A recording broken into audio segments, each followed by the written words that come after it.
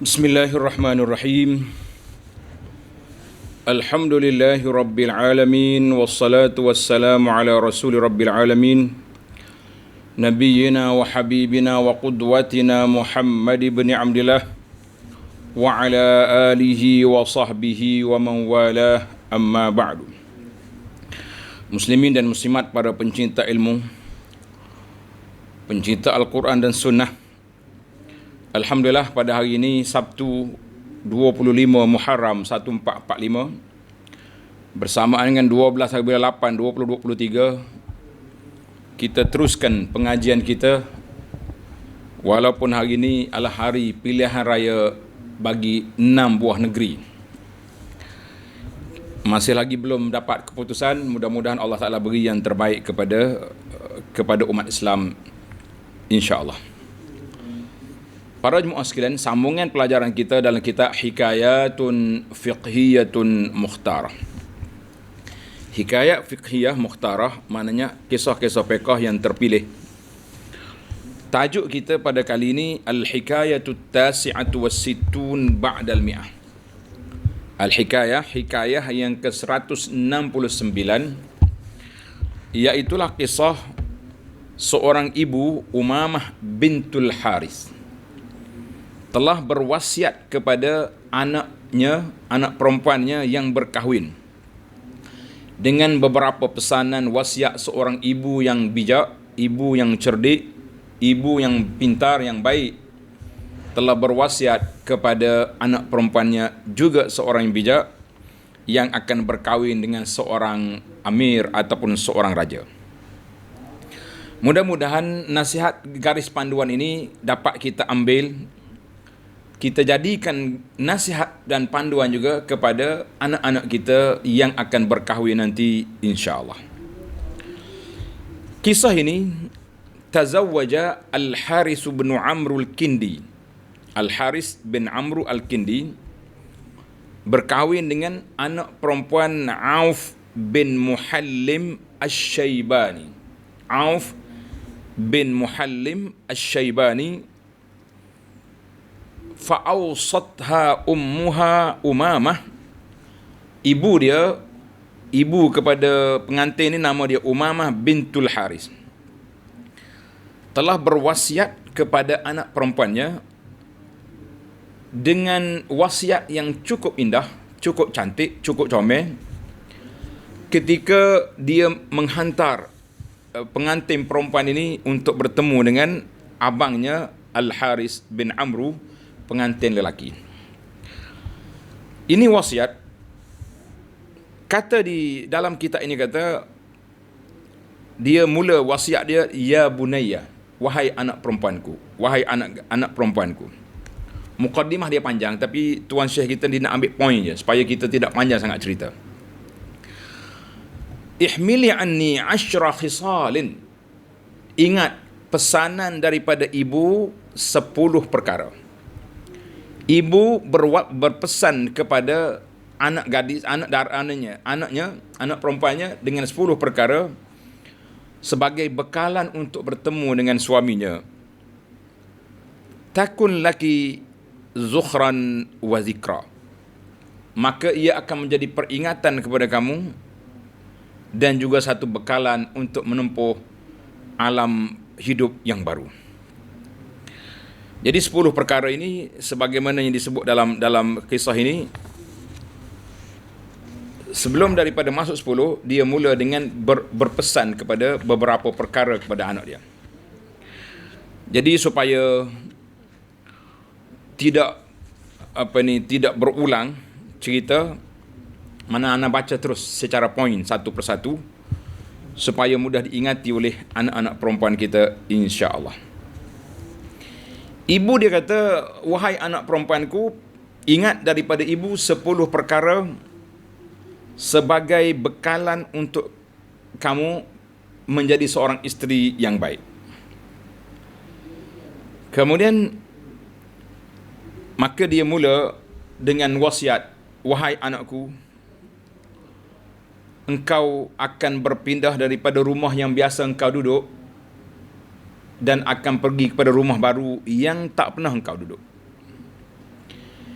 engkau akan bertemu dengan seorang kawan yang baru yang tak pernah engkau kenal sebelum ini. Zaman dulu bukannya ngorak-ngorak macam zaman kita ni. Maka fa asbaha bimilkihi alayki raqiban wa malikan, ingatlah suamimu kepada kamu itu sebagai orang yang memiliki kuasa ke atasmu dan juga yang mengawal perjalanan hidupmu. Fakuni lahu amatan, jadilah sebagai semacam hamba bagi dia, dia juga akan jadi hamba kepadamu. Allahu Akbar. Kemudian bermulalah wasiat. Ibu-ibu boleh catat satu persatu, mudah-mudahan menjadi ingatan kepada kita semua, insya-Allah. Pesanan yang pertama, wasiat yang pertama, as-suhbatu bil qanaah. Wahai anakku, bersahabatlah dengan suamimu bil qanaah, dengan cara yang kita rasa berpada dengan apa yang ada. Jangan duk tengok suami ni banyak kekurangan sana, kurang sini, baik duduk rumah ayah aku comel lagi. Jadi banyak masalah. Jadi kita kena terima suami seadanya setelah kita menerima dia sebagai suami. Jadi terimalah suami seadanya setelah kita terima dia sebagai suami. Dia comel ke, dia huduh ke, dia putih ke, dia gelap ke, sabar. Kan? Yang penting akhlak dia baik, insya-Allah kita juga akan jadi baik. Yang kedua, al-mu'asyarata lahu bi husnis sam'i wat ta'ah. Kamu hendaklah duduk dengan suamimu, jadilah pendengar yang baik. Bila dia bagi nasihat, dengar. Bila dia bercakap, dengar molek-molek. Jangan jadi bini zaman kita ni, suami bercakap duduk main WhatsApp. Benar ni. Ini zaman kita ni banyak lagi wasiat. Kalau dia hidup zaman kita, rasa bukan 10, 100 wasiat, dia akan tambah lagi. Dia panggil wasiat berwasapi pula dah. Satu lagi.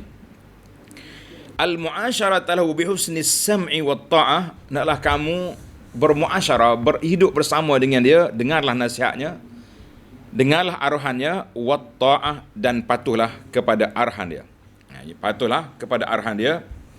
Jadi bila suami kita, jadilah pendengar yang setia. Biarlah suami duduk cerita sama pun dengar je lah. Nak kata apa, anggaplah ini semacam radio buruk yang mengulang-ulang cerita lama, dengar. Kan? Sebab orang ni bila dia cakap kita dengar, dia suka. Kadang-kadang tak ada orang nak dengar pun, kecuali isteri dia je dengar. Sabarlah, nak macam mana. Kemudian isteri juga kena taat kepada suami dalam perkara yang ma'ruf. Kalau suami suruh benda-benda tak baik, la ta'ata li makhluqin fi maksiatil khaliq. Tidak ada ketaatan kepada makhluk dalam melakukan maksiat terhadap Allah Azza wa Jalla. Tak ada. Jangan duduk main. Jadi suami kalau dia suruh benda baik, dia suruh benda harus, taat. Dia suruh benda haram, kita bincang baik-baik. Kita kata tidak boleh. Ini perintah Allah lebih besar daripada perintah suami. Kalau suami tak suruh buka aurat ke, suruh pergi tempat pergaulan bebas ke, kita kata la ya habibi la. Yang ketiga, at-ta'ahud li mawqi'ainihi. Li mawqi'ain. Kamu kena jaga di mana tempat, menjaga pandangan mata suami. Fala taqa'ainahu minki ala qabih. Jangan dia tengok benda yang dia tak suka pada kamu. Jadi tak suka, maknanya kalau suami ni tengok, janganlah tengok kita bangun tidur seronye, bertahik gigi, bergosok dah. Jadi biar dia tengok kita ni comel, lawa. Tak apalah, tak berkeni lutung pun. Sekurang-kurangnya orang panggil tengok senyum tu comel nampak. Tidak duduk main tengok, serabut dia ni. Jangan main. Maka wal kuhli ahsanul syai'il mawjud. Dan selalu pakai celok mata. Suami nak balik tu siap dah mandi, gosok gigi, celok mata kena ada. Wal ma'u atyabut tib al mafqud. Maknanya kalau kita ada wangian pakai, kalau tak ada wangian basuhlah, mandilah dengan air yang bersih. Mudah-mudahan dia akan jadi orang panggil bersih. Balik tu tak ada bau tiap busuk, bau tak ada. Kena comel-comel belaka. Alhamdulillah. Yang keempat, pesanan yang keempat, al-tafaqqudu li mawdi'an fi. jaga bau hidung suami. Jaga hidung suami. Bukan duk pecek hidung dia.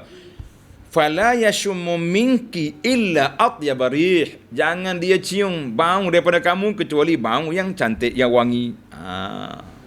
Kita nak beli air wangi, perfume, tanya suami dulu, bang sedap ke bau ni? Jangan pakai Oda COD, tak tahu mari mana, jangan. Ada suami dia suka bau yang bau yang keras sikit, ada yang bau rose, ada bau macam-macam, bau minyak atas dunia ni. Jadi kita kena bincang-bincang minyak wangi mana yang cik abang suka, apakah hak tu. Hak dia tak suka, kalau dia tak ada dia musafir, kita pakai hak kita minat tu. Tapi kena tanya cik abang dia nak hak mana yang dia suka, sebab ini yang penting. Jadi jangan bau, jangan suami kita nak makan pun, kalau makan memberi kesan kepada bau badan, jangan makan. Ada setengah orang yang makan macam daun kuras, daun apa tu, daun su apa tu, makanan-makanan yang memberi kesan kepada bau badan. Kalau suami ada, jangan makan. Zaman kita ini mudah ya, jangan makan durian. Kalau suami balik kita, jangan makan durian. Kecuali kita makan sekali dengan dia. Dia sedawa, kita sedawa. Okey. MOU dulu. Bang, kita makan durian malam ni macam mana bang? Beres. Nanti sedawa, kita lawan. Tak apa gitu. Ni kita makan durian, dia tak makan. Dah lah duduk dekat hidung dia. Wah, ni duduk menguak apa ni, sendawa. Penat. Jangan makan benda-benda yang bau-bau yang tak baik. Jangan makan. Makan ataupun bau mulut jangan sekali-kali. Dan bau badan pun jangan kena belilah perkara-perkara yang boleh menghilangkan bau badan yang tak comel tu. Yang kelima, at-ta'ahud li waqti ta'amihi. Jaga waktu makan suami. Suami kita ni makan masa mana? Contohnya pagi, sebelum dia pergi kerja pukul 7, dia nak pergi kuliah, dia nak pergi mengajar, nak pergi berjabat, nak pergi ke kebun, siap makan sarapan tu. Tanya abang nak makan apa hari ni? Tanya dia. Apa salah nak tanya? Adalah hari ni kita makan roti je. Hari ni kita maknanya kita cari yang sesuai dengan cita rasa dia. Tengah hari masa mana makan? Lepas solat Zuhur, dia balik sembahyang Zuhur, hidangan aja. Malam bila? Sebelum pergi masjid ke, lepas balik Isyak. Lain fa inna hararatal ju' mulhibah. Dengar molek ni. Sebab panasnya lapar tu menyebabkan mudah naik panas. Jadi mudah panas barang lah, mudah nak marah lah, mudah macam-macam benda mudah sebab hasil daripada lapar. Maka jangan benar dia lapar. Dan makanan juga kena tahu menu. Suami kita suka makan apa, yang dia tak suka tak payah bagi. Ni dok suami suka makan ni, kita buat benda lain. Allahu Akbar. Pening. Akhir kali kau makanlah. Dia ambil kereta, naik motosikal, pergi beli yang dia suka. Tak sedap lah kita macam tu. Kita nak makan-makan sama-sama, suka-suka, harmoni. Yang keenam, al-hudu' inda manamihi. Kita kena jaga waktu tidur suami. Waktu tidur suami masa mana? Suami kita tidur pukul 11 malam, contohnya. Kalau anak bising-bising, keluarkan anak tu. Pergi tidur anak tu, belum ayah tidur.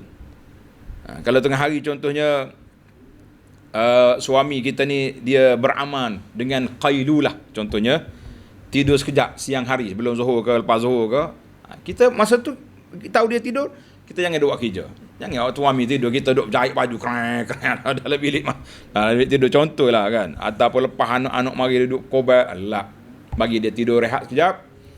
Fa inna tanghisan naum mughdibah. Sebab kurang tidur ni menyebabkan orang mula jadi stres. Stres tu jadi mudah nak marah lah, mudah nak marah. Jadi kita tahu suami nak tidur, kita siap-siap dah. Jangan mari pula Allahu Akbar berkobar atas tilam. Kain cadar tak basuh banyak hari dah, contohnya. Bantal-bantal pula panggil bantal busung. Susu molek-molek. Waktu suami nak tidur, kita kena ada dekat dia. Mungkin dia perlukan isteri nak cakap-cakap, ataupun iyalah suami dengan isteri kena ada. Lepas tu kalau kita ada kerja lain kat dapur contohnya, bagi tahu, bang, kalau awak tidur saya nak pergi selesaikan terpinggang kat dapur ke, nak pergi apa-apa kerja yang kita ada, minta izin. Dah dia tidur, pergilah dulu. Jangan pula lama sangat, nanti dia cari. Yang ketujuh, al-ihtifadhu bi baitihi wa malihi. Hendaklah kita kena jaga rumah dia dan harta benda dia. Kita kena jaga rumah dia harta. Mana barang-barang ada di rumah ni, jaga. Ada kalanya suami dia memang dia cukup yakin, thiqah dengan isteri dia beri je kepada isteri. Yang tolong taruh ni duit ni. Tolong simpan duit. Nombor apa nama ni? Tab apa nama yang hak jenis kita beli dengan online kan. Nombor tu pun dia duduk dengan bini juga. Dah. Dia panggil password. Password bank pun dengan bini juga. Tapi kita jagalah sebab nanti mari penyata dia tengok ni awak beli apa tanpa izin. Amanah lah kita sebagai isteri yang jaga harta suami dengan amanah dan jaga rumah dia dengan baik. Kalau datang orang laki-laki ajnabi waktu suami tak ada di rumah, jangan dibenarkan orang suami laki-laki masuk dalam rumah kecuali mahram kita, anak-beranak kita yang terdekat. Itu pun dimaklumkan, diberi minta izin bahawa ada keluarga kita akan datang ni laki-laki perempuan, maka dengan izin maka bolehlah masuk. Kalau tidak, jangan berani-berani. Kata di para ulama, fa innal ihtifa bil mali husnut taqdir. Jaga harta suami ni orang yang pandai mentadbir, menyusun keuangan, pandai ekonomi rumah, kita kena jaga. Ni mentara suami kita bagi kad kredit, kad debit duk tangan kita kak, beli macam-macam, sabar. Jangan duk main-main. Masa tu tak ada kad kredit ni. Ana tafsir zaman kita ni. Jadi pakai tafsir selalu dah. Ni zaman dulu ni. Pesanan yang ke-8, al-ir'a ala nafsihi.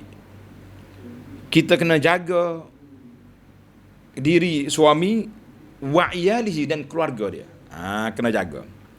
Al-Hashmi dia panggil. Maknanya kita dah jaga sayang pada suami, kena jaga pula mak ayah dia, jaga adik-beradik dia, anak-anak dia. Kalau lah suami tu ada anak dengan lain, biasalah Arab ni dia nikah ramai. Jangan duk cemburu buta pula sini kan. Jadi kalau ada anak dia dengan bini lain pun kena jaga juga. Jangan duk mentak anak tiri sepak macam, mentang-mentang kutih lah. Jaga baik-baik. Sebab mata suami dipandang tengok adakah isteri ni layan ibu dia, adakah isteri ni layan ayah dia, adakah layan. Jadi kita tengoklah dengan jangan cara baik. Kerana menjaga keluarga suami itu min husni tadbir, di antara elok susun atur dalam rumah kita ni apabila kita jaga keluarga dia. Jadi suami ni dia suka. Sebab itulah kita kata bila sudah jadi mertua menantu mertua, dia sudah jadi sebahagian daripada anak kita, sebahagian daripada anak kita. Yang kita kena jaga dia, yang kita kena hormat dia, kena sayang kepada dia seperti kita sayang kepada anak kita. Kita pun menantu ni pun kena sayang kepada ibu-ibu, bapa, mertua kita seperti kita sayang kepada mak ayah kita. Kita hormat dia kan? Manakah beri kasih sayang, menghormati, buat penjagaan, kalau perlu pada penjagaan, perlu bantuan, dibantu, jaga. At-tasi'atu wala tufshi lahu sirra. Jangan sekali-kali dedahkan rahsia. La tubshi lahu sirra fa innaki in afshaiti sirrahu lam ta'mani ghadrahu.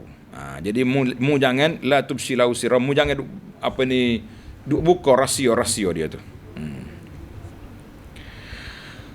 Kalau kamu buka rahsia, nanti dia buat benda tak baik pada kamu pula. Jadi benda-benda rahsia yang kita tak baik, tak payahlah. Ada juga yang mengatakan kalaulah suami itu beri tahu kepada kita rahsia. Beri tahu kepada kita rahsia dia, la tufsi, mu jangan dedah pada orang lain. Ni suami cakap tak ada habis lagi, WhatsApp ke adik-beradik dah. Lagu ni pangan suamimu ya. Gini lah. Jadi suami bila isteri dia cerita kepada orang rahsia-rahsia yang diberi, maka dia akan hilang thiqah, hilang kepercayaan. Jadi kita tak salah duduk, kita sendiri pun tak salah duduk beri rahsia-rahsia pelik-pelik kita kepada dia. Nanti dia tahu rahsia kita. Dan rahsia dia, kalau dia maklum kepada kita, jangan didedahkan kepada orang lain. Nanti dia akan hilang kepercayaan kepada diri kita, dia akan marah kepada awak. Jaga baik-baik. Apa lagi kalau kita nak beri tahu pada keluarga kita, mak ayah kita, benda-benda yang baik tak sedap lagi. Yang ke-10, wala ta'si lahu amra. Jangan lawan, derhaka kepada arahan dia yang baik.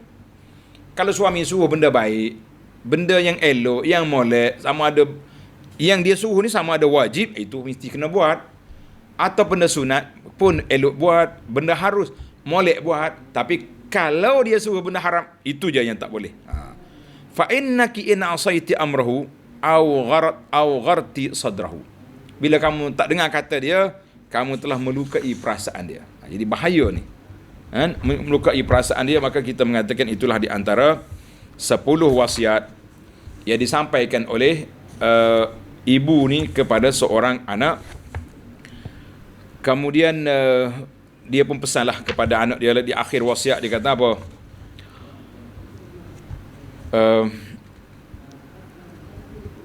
Dia kata, anak, sesadah wasiat 10 perkara tadi.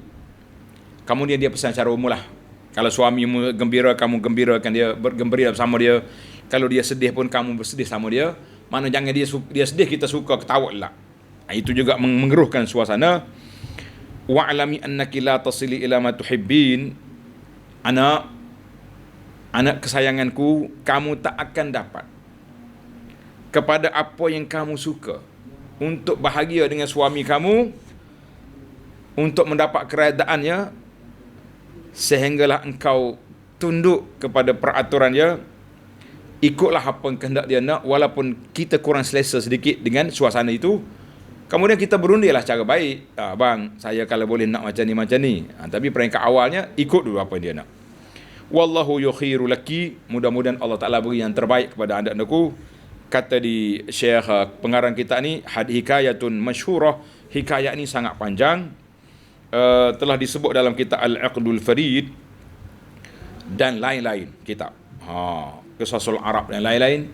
Alhamdulillah, anak sendiri telah pun menggunakan cerita ni beberapa kali ketika kita menyampaikan khutbah nikah yang dibaca kepada beberapa orang, anak-anak ataupun adik-adik ataupun pelajar-pelajar saya. Kita rasa menarik kisah ni. Ada setengah tu dalam muqaddimah dia sangat sedih. Dia kata, engkau akan keluar, anakku, engkau akan keluar daripada rumah yang biasa, engkau duduk dengan rumah yang asing. Mula situ saya tengok pengantin dengan mak dia dah menangis. Allahu Akbar. Sedih dia kata dua beranak ni.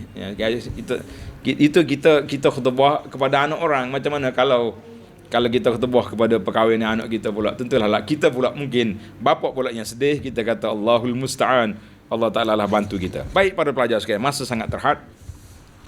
Kita nak berkenalan dengan dilalatu al-hikayah.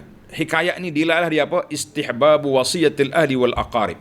Sunat ibu, bapa ataupun siapa-siapa saja orang yang boleh bagi wasiat kepada anak-anak, keluarga, kawan-kawan, lil arus, kepada anak perempuan, pengantin perempuan, inda zafafiha, ketika hari perkahwinan dia, elok kita bagi wasiat ni. Mudah-mudahan mereka akan dapat nasihat ataupun garis panduan ringkas yang ada di hadapannya ini, insya-Allah. Para jemaah sekalian, kita nak kenal dengan Al-Haris. Siapa dia? Ke Al-Haris bin Amru bin Juhru bin Hujru Al-Kindi. Haris ni raja di Imarah Kindah. Kawasan Kindah ni, iaitu mari daripada janub, daripada selatan Arab, kabilah Arabiah janub, di sebelah selatan Mekah tu. Negara asal dia Hadramaut, daripada Yaman. Panjanglah cerita dia ni, panjang cerita dia. Kalau kita baca lagi dia jadi panjang, dia punya kabilah dia. Yang pentingnya Al-Harith ni jadi raja situ setelah tok ayah dia, nenek dia. Dan yang jadi bapa mertua dia pula Auf bin Muhallim bin Zuhlin Asy-Syaibani. Auf bin Muhallim bin Zuhlin Asy-Syaibani. Pelik sikit nama dia ni. Banu Syaiban. Mereka ini daripada Farak, daripada Banu Bakar bin Wa'il dan kabilah Rabi'ah. Ini semua cerita-cerita tarikh arah belakang ni. Auf bin Muhallim ni kana min asyrafil Arab bil jahiliyah. Orang Arab yang masyhur pada zaman jahiliyah. Dia ditaati oleh kaum dia. Sangat-sangat dihormati oleh kaum dia, sehingga akan dikata la hurra biwadi Aufin. Tak ada kebebasan di wadi yang dijaga oleh Auf. Mana orang masyarakat ni takut pada Auf. Jadi Auf ni mati sebelum Islam, pada tahun 45 sebelum hijrah. Jadi belum hijrah tu 45 sudah mati. Nabi kita hijrah tahun yang ke-11, yang ke-13 daripada kenubuwah. Maknanya 30 tahun dulu, bagi lagi lah, ya, 40 tahun dulu.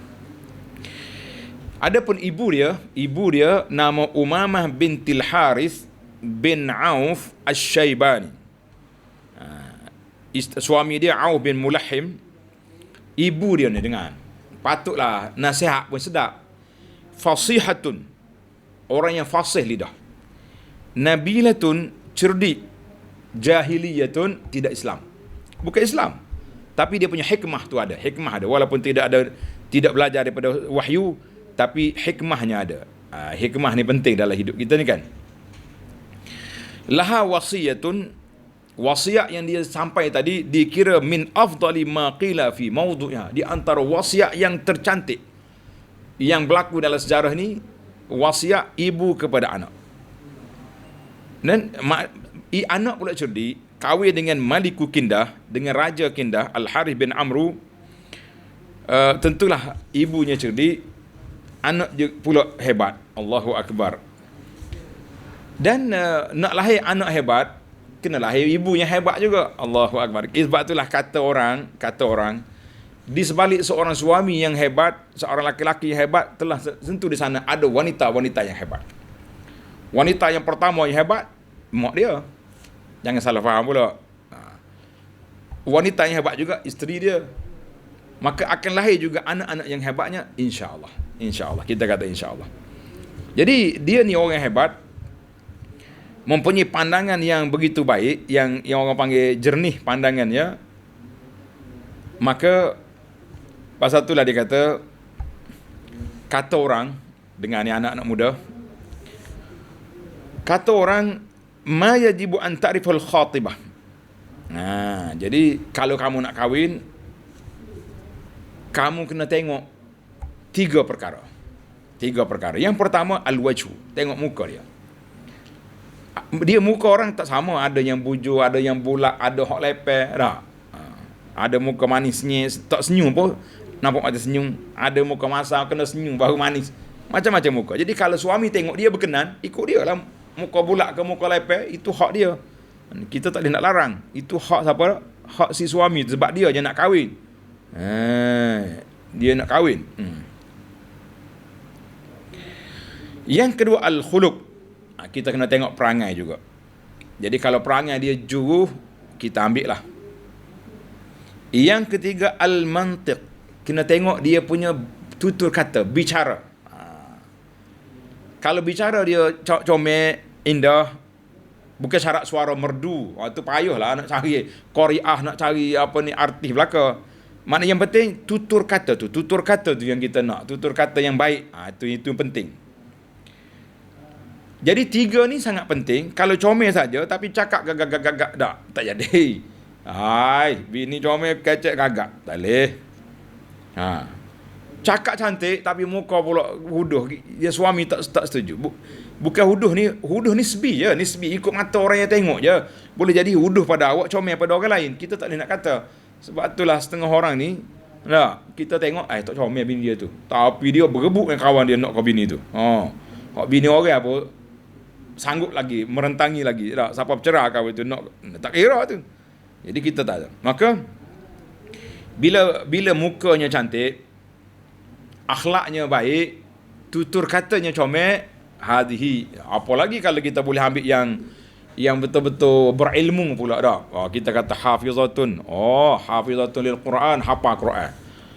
Kalau boleh hafal hadis pula, nurun ala nurin, bertambah-tambahlah kecantikannya. Jadi ini di antara benda-benda yang kita kena ambil. Jadi kita kena tengoklah juga.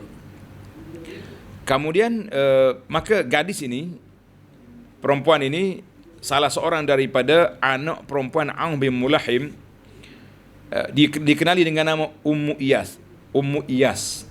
Tak kenal nama dia, pakai gelar Ummu Iyas. Nama betul tak tahu.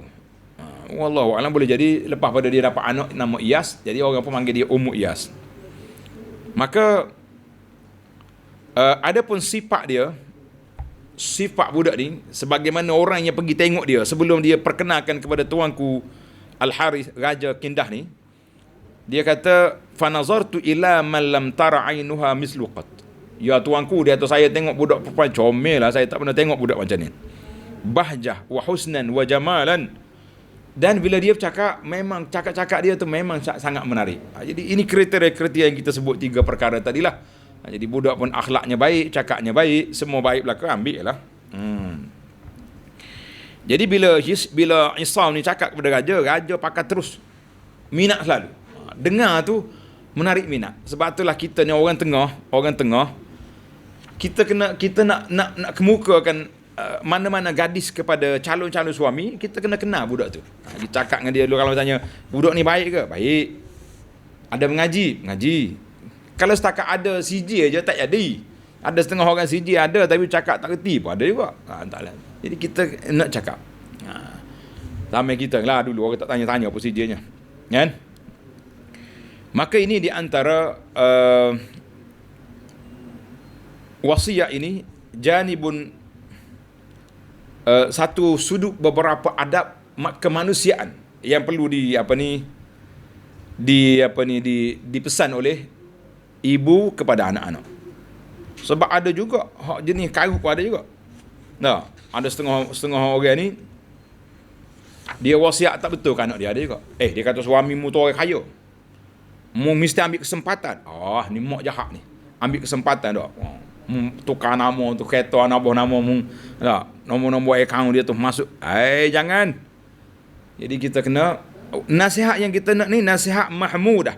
Nasihat yang memberi panduan untuk anak tu hidup dengan harmoni, yang tidak menimbul kecurigaan kepada suami dan boleh menyukakan hati suami. Jangan duk main wasiat-wasiat yang karut, jangan main. Ada setengah macam tu. Allahu Akbar. Jadi kita kena wasiat. Termasuk jugalah kalaulah anak kita laki-laki pun kita kena wasiat juga. Wasiat apa? Isterimu ni, anak, bukannya hamba abdi. Ini anak orang. Anak yang disayang oleh mak ayah dia. Kamu minta dengan baik. Kalau kamu suka, duduklah dengan dia dengan baik. Kalau kamu tak suka, bincang apa yang tak suka. Sebab itulah Nabi kita larang, la yafruq mu'minatan. Janganlah seorang suami itu menghina isteri dia. Kalau dia tak suka satu perkara, dia suka banyak lagi perkara yang dia suka. Maka dengan itu kita kena ambil tindakan yang begitu baik. Sebab apa? Sebab semua kita ni ada hak dan ada tanggungjawab. Ada hak dan ada tanggungjawab. Maka kita wasiatlah kepada anak-anak kita wasiat yang baik. Jangan mengambil peluang wasiat yang tidak baik. Allahu Akbar. Ada beberapa nasihat ataupun wasiat yang ada dalam kitab-kitab. Di antara kitab Uyunul Akhbar, untuk ahli-ahli sastra Arabnya yang pandai bahasa Arab ni, kan? Tengok, di antara wasiatnya dia tulis wasiyatu Amir ibn Zaib kepada anak perempuan dia ketika berkahwin. Ada dalam kitab ni. Wasiat Al-Farafisah Al-Kalbi kepada anak perempuan dia ketika dia nak kahwin dengan Sayyidina Osman. Wasiat Az-Zibriqan bin Badar ketika nak kahwin dengan anak dia. Wasiat Abil Aswad Ad-Du'ali li ibnatihi. Kata di Syekh, tengok wasiat-wasiat ni dalam Uyunul Akhbar, nama kitab Ibn Qutaibah. Menarik. Ataupun dalam kitab Tuhfatul Arus li Khalid Istanbuli. Ada dia kumpulkan wasiat-wasiat ni, menariklah. Khasnya kepada imam-imam, juru-juru nikah. Ambil wasiat ni, masuklah dalam khutbah nikah tu. Jangan baca khutbah hot tu ya. Dah lah sekarang ni live dah. Orang nikah 10 tahun dulu khutbah ni juga. Ni juga kita kata sabarlah, tukar-tukarlah sikit. Tengok kabilah mana mari ni. Tapi wasiat yang terpanjang sekali iaitulah wasiat yang disampaikan oleh Umamah bintil Haris. Dalam kisah kita ini kita kata alhamdulillah. Jadi para jemaah sekalian muslimin dan muslimat, para jemaah sekalian, inilah dia panggil, walaupun Umamah ni seorang perempuan Arabiyah, orang perempuan yang di kampung, yang hidup di zaman jahiliyah, tak sempat dengan Islam, tapi walaupun jahiliyah, tapi dia ada hikmah. Ada hikmah, ada kebijaksanaan untuk menyampaikan nasihat-nasihat kepada anak dia. Kita kata alhamdulillah. Kita juga boleh tumpahnya kata wasiat jahiliyah kira Allah. Zaman dia belum Islam lagi. Kalau dia sempat dengan Nabi, kita kata boleh jadi dia masuk Islam dengan kebaikan yang ada, dengan kecerdikan yang dia ada ni. Wallahu a'lam. Maka para jemaah sekalian, marilah kita berwasiat, nasihat menasihati, ingat mengingati di antara kita dengan anak-anak kita dalam semua perkara. Insya-Allah mudah-mudahan mereka semua melalui hari-hari dalam hidup ini dengan penuh bahagia, jauh daripada persengketaan, jauh daripada perbalahan, jauh daripada perkara-perkara yang tidak baik.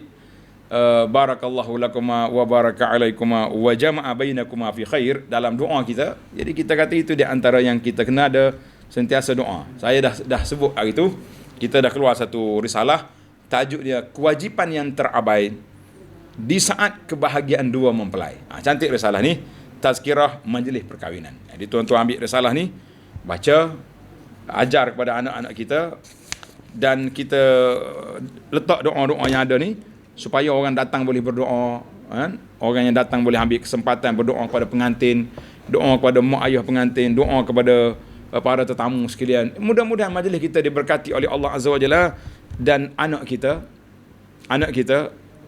dapat meneruskan kehidupan dengan penuh keberkatan dan kebahagiaan di dunia dan keceriaan dalam syurga nanti di akhirat. Amin ya rabbal alamin. Wa sallallahu ala nabiyyina Muhammad wa ala alihi wa sahbihi ajma'in. Walhamdulillahi rabbil alamin. Wassalamualaikum warahmatullahi wabarakatuh.